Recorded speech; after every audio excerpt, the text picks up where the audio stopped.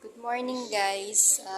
Breakfast time namin ng asawa ko ngayon kaya magluluto muna ako ng itlog.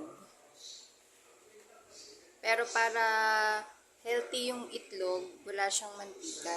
Piprito mo siya ng walang mantika.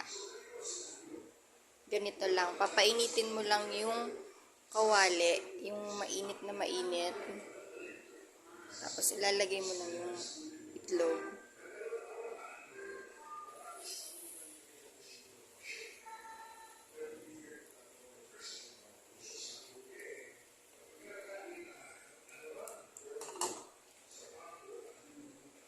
Tapos, dapat mahina lang yung apoy. Mahina lang yung apoy para hindi siya masunog.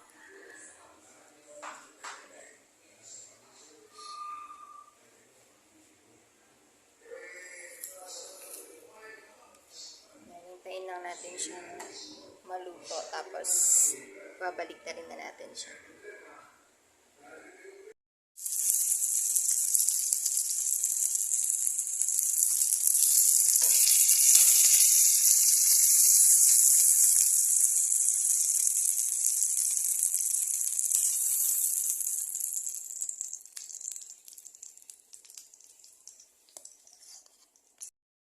Ayan guys, nakaluto na ako ng almusal namin ng asawa ko. Ayan.